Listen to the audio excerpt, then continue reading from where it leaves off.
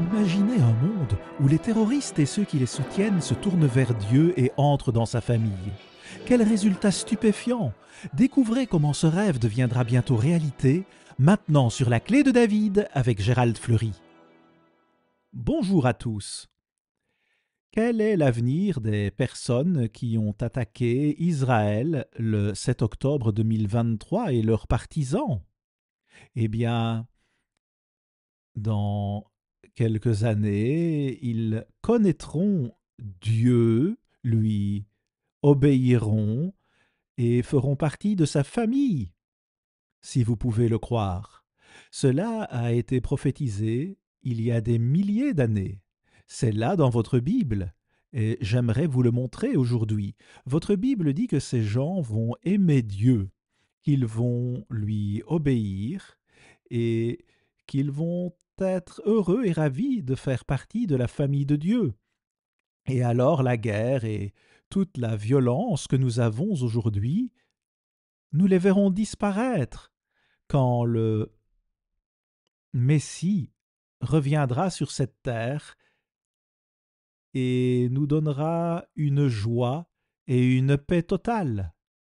N'oubliez pas que cela a été prophétisé il y a des milliers d'années.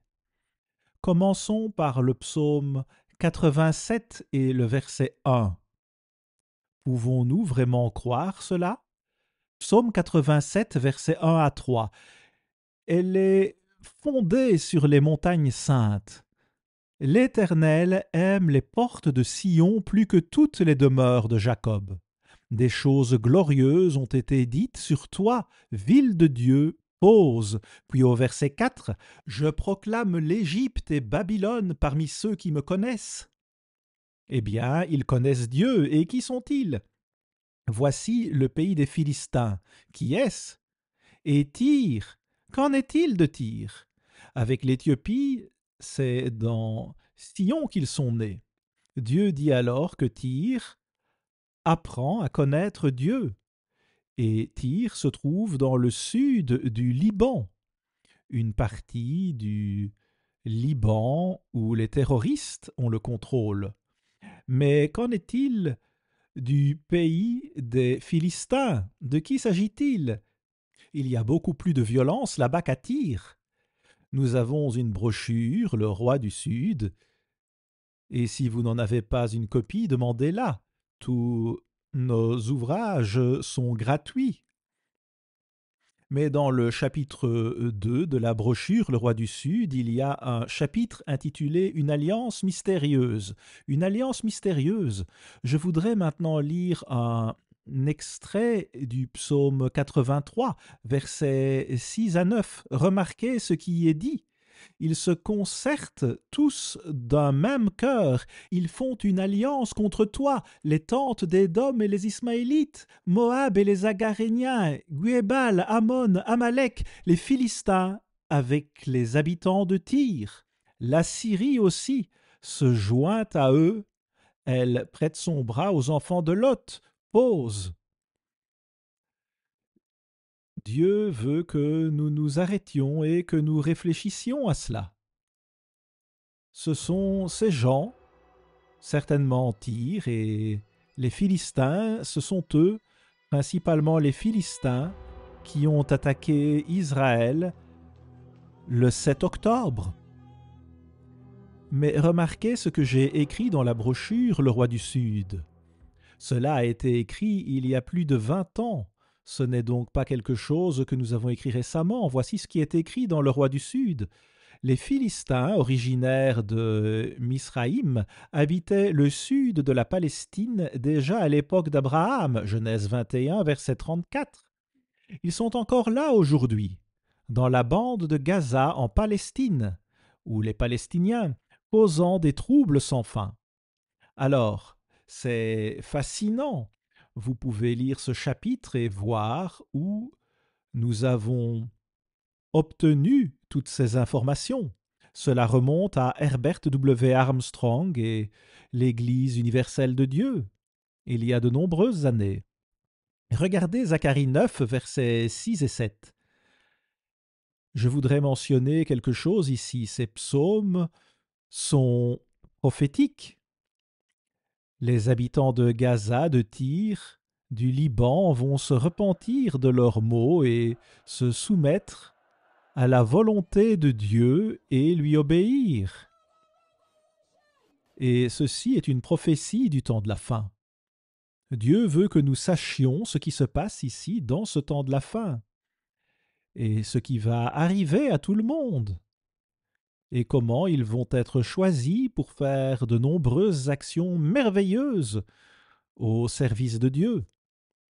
N'oublions pas que nous sommes tous pécheurs, et que nous devons tous nous repentir. Alors que va-t-il se passer ici? Eh bien, voyons ce qui se passe dans l'État juif selon les prophéties de votre Bible. Voici ce que dit Zacharie 9, versets 6 et 7. L'étranger s'établira dans Ashdod, et j'abattrai l'orgueil des Philistins. Il s'agit des Palestiniens. Les Philistins sont les Palestiniens. Dieu dit qu'il va leur ôter cet orgueil qu'ils ont maintenant. Et au verset 7, j'ôterai le sang de sa bouche et les abominations d'entre ses dents. Lui aussi restera pour notre Dieu. Ceux qui resteront seront là pour Dieu, ils seront là pour notre Dieu. Ils obéiront à Dieu.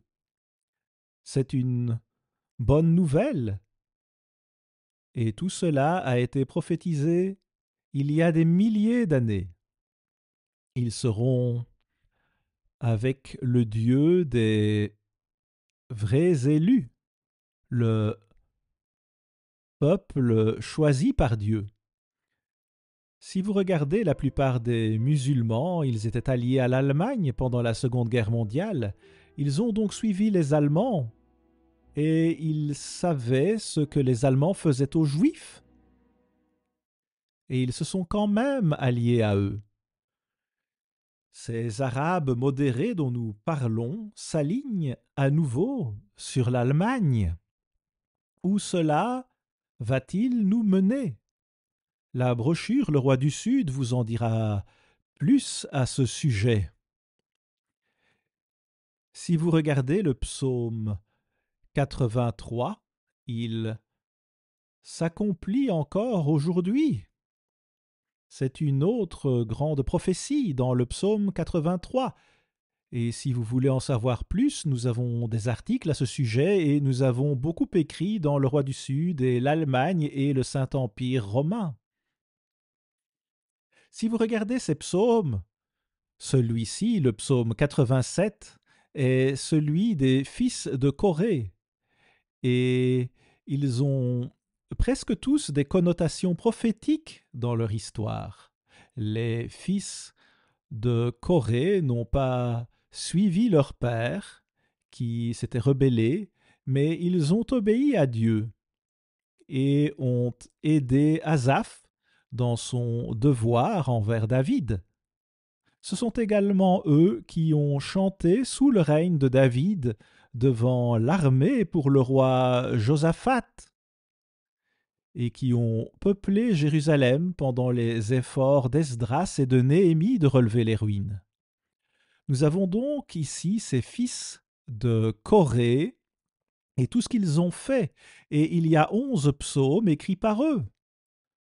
Je peux vous les énumérer rapidement: psaume 42, 45, 46, 47, 48, 49, puis 84, 85, 87 et 88.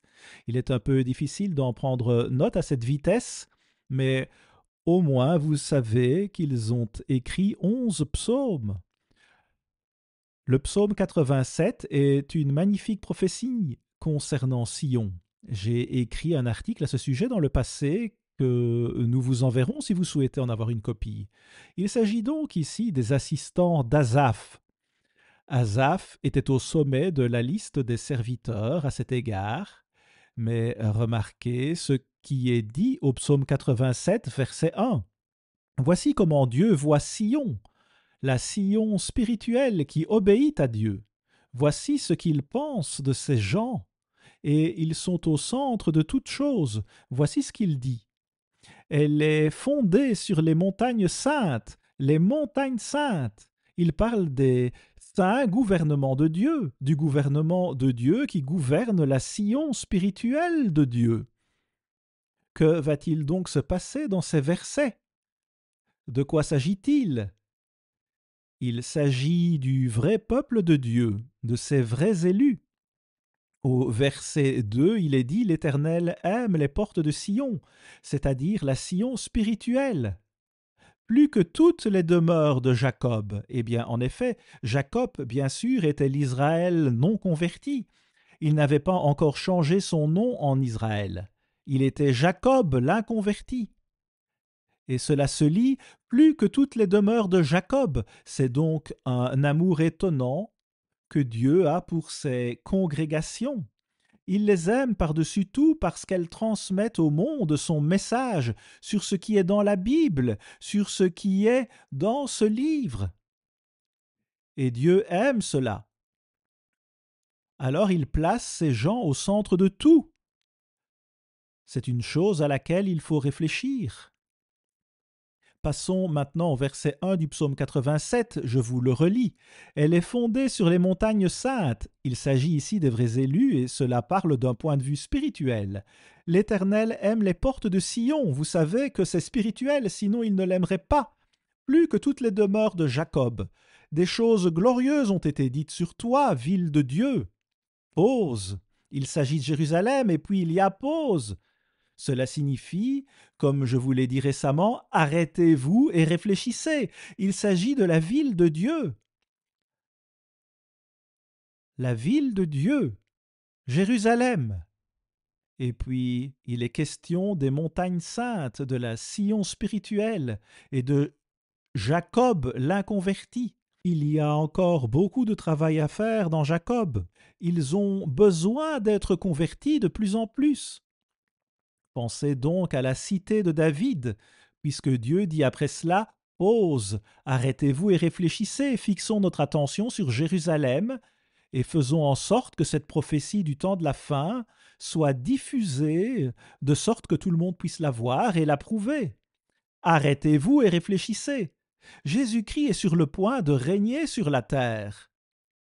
Et il va régner depuis Jérusalem. C'est ce qu'il nous dit.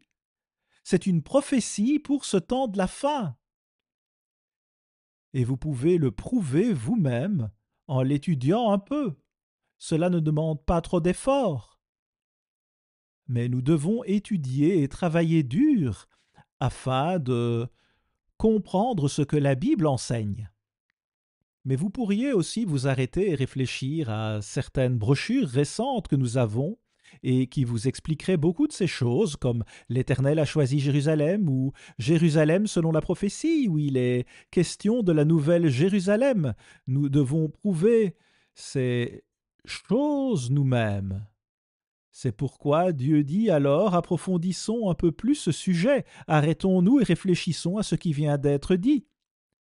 Regardons cela. Le mot pause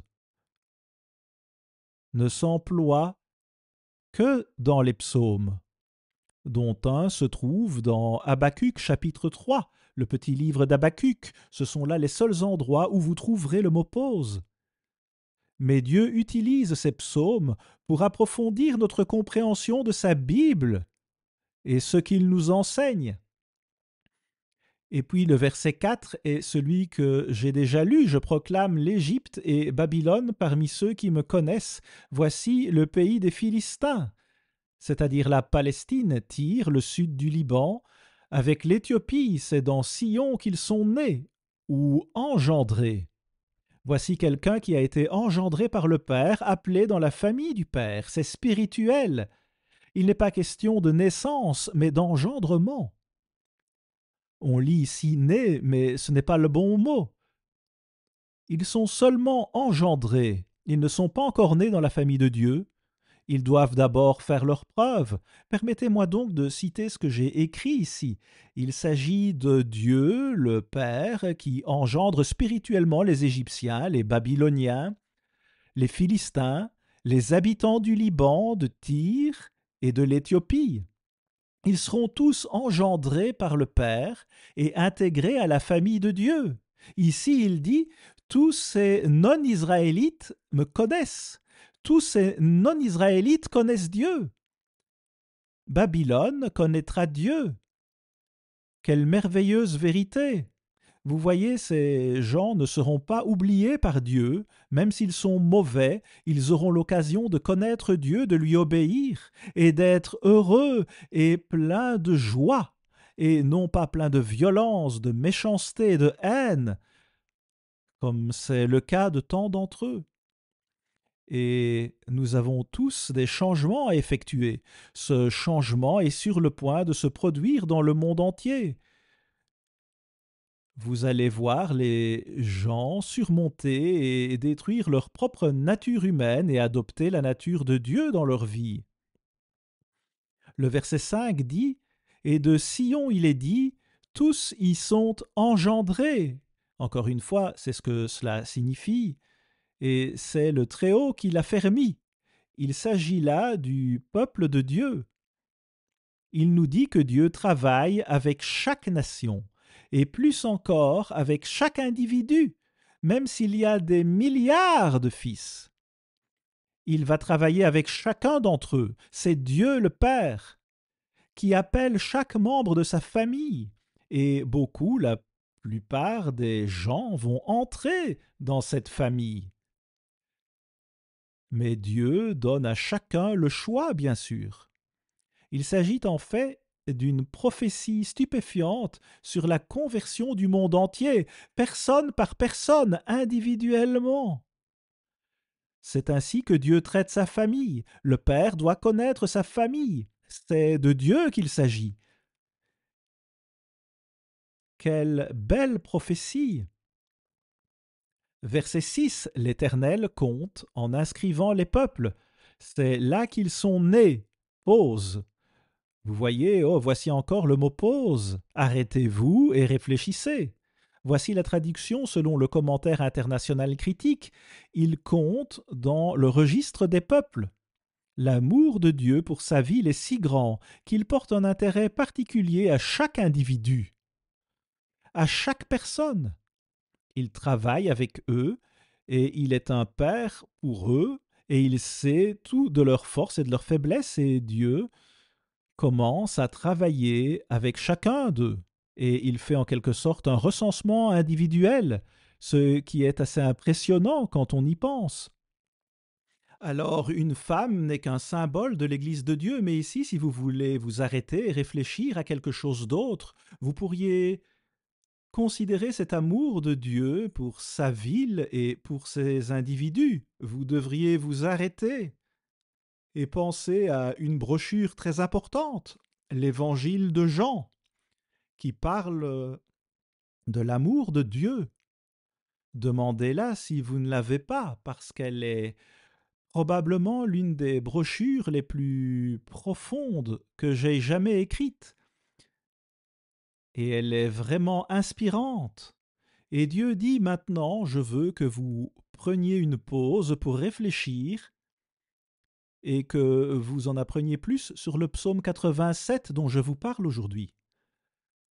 Nous devons réfléchir à ces questions et à ces écritures, nous arrêter pour réfléchir et passer du temps à mieux connaître la Bible de Dieu et Dieu lui-même, car cela changera votre vie et cela se traduira de bien des façons qui sont tout simplement merveilleuses. C'est une merveilleuse façon de vivre. Verset 7. Et ceux qui chantent et ceux qui dansent s'écrient, toutes mes sources sont en toi. En d'autres termes, ils sont tout simplement remplis de l'amour de Dieu et du Saint-Esprit de Dieu. Et ils sont heureux et se réjouissent comme ils ne l'ont jamais fait auparavant. Dieu leur donne la pleine joie et la pleine paix. Et ce gouvernement de paix va durer pour toujours, pendant toute l'éternité et dans tout l'univers. Cela vient et toutes ces violences que vous voyez autour de vous vont ouvrir la voie à cette merveilleuse vérité, la seconde venue de Jésus-Christ sur cette terre. Cela se produira dans quelques années à peine, et vous serez étonnés de voir à quel point c'est proche. Vous devez étudier cela parce que Dieu parle de tous ces peuples d'Égypte qui doivent être appelés à sortir d'Égypte spirituellement et à qui l'on doit montrer la vérité d'Israël et toutes ces merveilleuses prophéties dont Dieu nous parle. Il veut que notre esprit se concentre sur la nouvelle Jérusalem. La nouvelle Jérusalem. Selon Hébreux 11, versets 9 et 10, c'est ce qu'Abraham a fait. Sa vision de la nouvelle Jérusalem avait des fondations réelles et solides.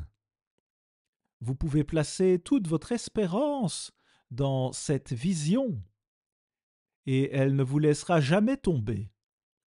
Mais c'est une grande vision, c'est la vision de la Nouvelle Jérusalem et de Dieu le Père qui descendra vers sa famille après qu'elle soit composée entièrement d'êtres spirituels. Et il va travailler avec chaque membre individuellement et leur enseigner la merveilleuse vérité de Dieu. C'est quelque chose qui leur donnera la vie éternelle et toutes les bénédictions et toutes les joies que l'on peut imaginer. Dans le mystère des siècles, Herbert Armstrong a dit que le livre des psaumes est le plus souvent cité. C'est le livre le plus souvent cité dans la Bible. Il doit donc être important. Pourquoi est-il si souvent cité? Eh bien, il contient beaucoup de profondeur et Dieu nous fait voir cette profondeur de plus en plus. C'est la leçon qu'il faut en tirer. Il y a vraiment là quelque chose que nous pouvons apprendre et nous devons apprendre à connaître Dieu et tomber amoureux de ce merveilleux plan de Dieu qui nous concerne. Il se recrée en vous. C'est ce que Dieu fait. Et c'est la plus grande chose que Dieu puisse faire. Vous et moi avons vraiment besoin de comprendre cela. Dans le mystère des siècles, M. Armstrong a écrit à propos de 17 références directes aux psaumes, et il a écrit « David est devenu un homme selon le cœur de Dieu ». Il a écrit l'un des livres les plus importants de la Bible, le livre des psaumes.